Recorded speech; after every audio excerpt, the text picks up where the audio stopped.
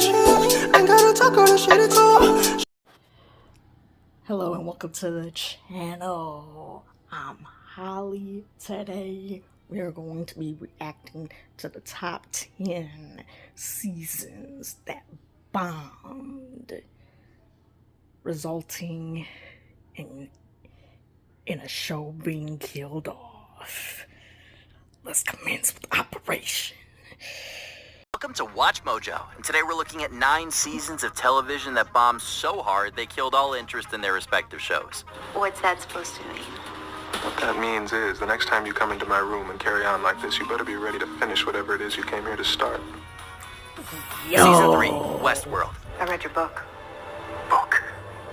What book? Oh yeah, I remember Think of it as Westworld. an unauthorized autobiography. Oh, what could have been with this show. After Now look, I have seen Westworld. Only seen season 1 and like a little bit of season 2. Like I would say like the first 3 episodes of season 2. So I get why people would be mad about something like that. So yeah, let's continue. a middling second season, fans were hoping that Westworld would get back on its feet. They were wrong. The proof of concept was entirely alien to what made them fall in love with this show. What started as a fun mystery western with robot cowboys turned into another generic sci-fi dystopia, with androids in the near future of Neo Los Angeles. Yawn. They say it's a meritocracy. The system picks the right people for the right job, which is great, I guess. I don't know where that leaves the rest of us. Their narrative was also significantly dumbed down with more straightforward storytelling and painfully on-the-nose dialogue. Add in some bland new characters and weak development for existing ones, you have a season that bombed with a capital B. Westworld lasted just 1 more season before the park was officially closed. You're letting an So algorithm 4 decide the fate of the seasons. They company. lasted 4 seasons. People died That's because of crazy. Season 2, Terminator, The Sarah Connor Chronicles. It's another computer. It's a program. What's it do? Right now, plays me game of chess. A couple years, it's gonna get really pissed off. Blow up the world. This was a fun idea for a Terminator show, ignoring Rise of the Machines and following both John and Sarah after the events of Judgment Day. While the first season was hindered by the writer's strike, it received good reviews and was moderately popular. And its popularity continued into its second season. Well, with diehard Terminator fans anyway. She's Oh, true, stronger true. and faster. We have to kill her, John. Casual fans quickly bailed. Season 2 saw a middling reception, with some critics citing its slow pacing and aimless narrative. Despite an extensive fan campaign to save it, ratings continued to plummet, and Fox eventually pulled the plug on this Terminator. That's Did you good do that it? he said. Did you kill her? John Connor let her go. Season 7, The Walking Dead. I want you to think about what could have happened. This one. Think about Now look, Walking Dead.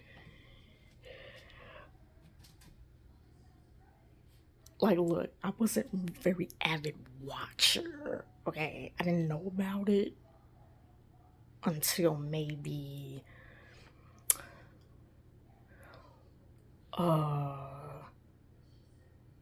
when was season 5 of Supernatural? It was around that time. So it was like 2013, 2014 when I started watching it. And then I caught up, and then I stopped watching it because of what they're talking about in the video, because of Negan killed off Glenn, and I was like, nah, I ain't watching this no more. So what I've seen after are shorts on the subject. So yeah, what happened. And think about what can still happen. It really is amazing how fast The Walking Dead dropped off. One night it was a defining piece of pop culture. The next it was a walking corpse aimlessly shuffling towards a conclusion. A lot of goodwill evaporated through season 7, although some fans were already getting fatigued from its repetitive narrative structure. The season started in controversial fashion, killing off 2 beloved characters and drawing criticism for its excessive violence. Buddy, you still there? I don't know. It seems like you're trying to speak, but you just took a hell of a hit. But it only got worse from there. With a cheap student film quality and over-reliance on Negan and his silly monologues and some severe pacing issues, while The Walking Dead continued for 4 more seasons, it was just that, and ratings plummeted off a cliff. You're thinking of leading the Hilltop over there to fight? I am. Negan finds out they're planning something, they're gonna need help. Even with those scavengers at their side. Season 2, Carnival. Don't be a fool, boy. I don't aim to be. Not this time. Yeah, I bet. I'm gonna turn myself over to the others. They'll make me pay. And give me more of a choice than I got with you. Does anyone remember the HBO show Carnival? The first season was released in 2003, a time when HBO was really hot and experimenting with tons of new ideas. And Carnival was no different, being a very surreal show with challenging themes and a dense mythology. It certainly wasn't for everyone, but it was a surprise hit nonetheless, garnering great reviews and huge ratings. But the second season was too ambitious, even for its devoted followers. What have you done? The symbolism grew denser, the themes heavier, the plot more difficult to follow. While some fans enjoyed deciphering the layered narrative, many found it too confusing, leading to rapidly dwindling rating. HBO found it difficult to justify its enormous budget, and the show was canceled, leaving many storylines annoyingly incomplete. You know what I bet? My God, you know what I bet? I bet old Jonesy already headed out. He's probably waiting for us on down the road. What do you think? Season 8, That 70s Show. This is fun. What a great idea. Making a tape to send to Eric in Africa. Many shows have suffered from it, nearly all have been killed by it. We're talking, of course, about missing main character syndrome. That 70s Show tried soldiering on without Eric Foreman, as Topher Grace had left the show to pursue a steadier career in movies. That alone was bad enough, but Ashton Kutcher also decided to leave, meaning season 8 was largely without both Eric and Kelso. Is it Eric going away? Is that why you use this stuff? Kitty, if you were feeling blue, you didn't have to turn to drugs. I would have made you a martini. Unsurprisingly, it didn't work. Many fans couldn't enjoy the show without 2 of its main characters, and newcomer Randy Pearson earned a ton of ire for being both annoying and unfunny. Season 8 would be the show's last, but at least it went out in a fun way by closing out the decade.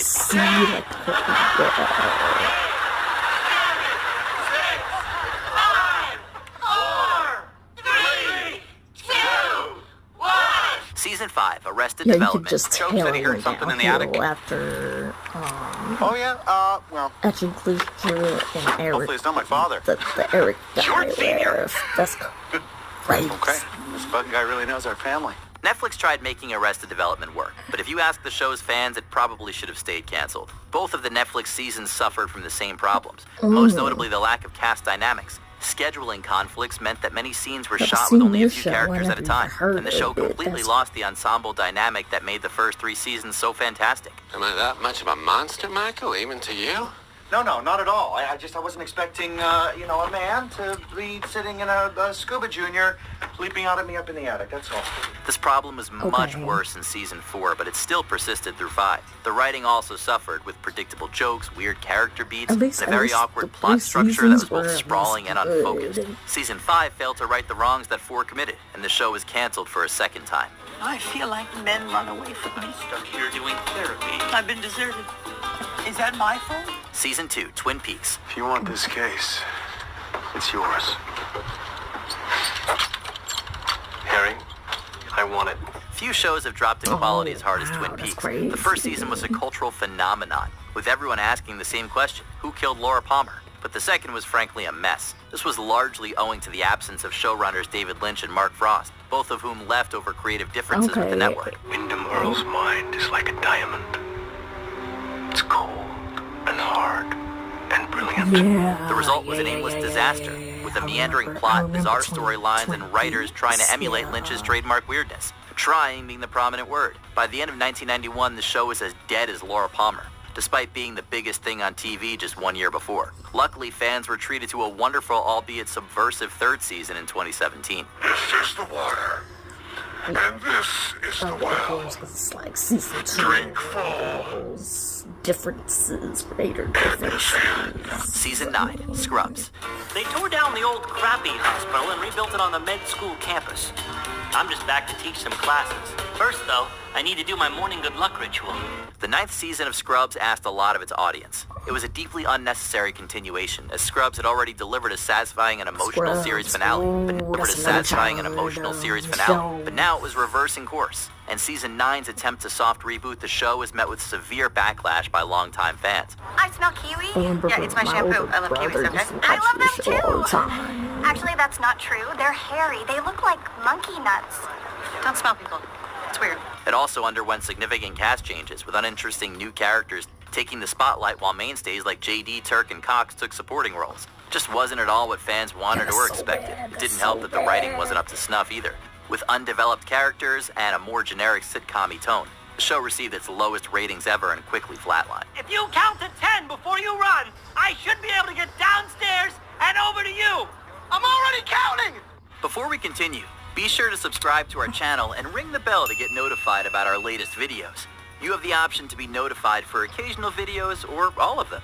If you're on your phone, make sure you go into your settings and switch on notifications. Season 2, Heroes. So, if you're really interested in saving the world, the least you could do is let me buy you a drink. People forget just how much of a phenomenon the first season of Heroes was. And that's because 2 was so stinking bad that it completely erased the show from cultural memory. There were important external factors hampering the quality of the season, most notably the writer's strike that threw everyone's plans into chaos. The result was a slow, meandering pace that greatly frustrated viewers, especially following the fast-paced, high-stakes narrative of Season 1. You're new, right? Yeah. So what are you? Meaning what exactly? There were also a number of poorly received storylines, like Hiro in feudal Japan, Sylar's lack of powers, and Peter's amnesia. Add in some whatever new characters like Maya, Alejandro, and Adam Monroe, and you have a disastrous season that effectively killed all interest in the burgeoning show. You don't want to talk about your exams? I don't want to talk about my dreams. Molly, I want to help you. I don't want you to be afraid. I said I didn't want to talk about it! Did you enjoy these seasons, or did they kill the shows for you? Let us know in the comments below. What a great idea. Making it safe to send to Eric in Africa. Did you enjoy this video? Check out these other clips from Watch Mojo, and be sure to subscribe and ring the bell to be notified about our latest video.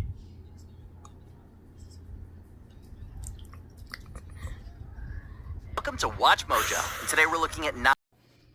So other than Westworld and season 7 Walking Dead, those are on two that I think that were bad, honestly.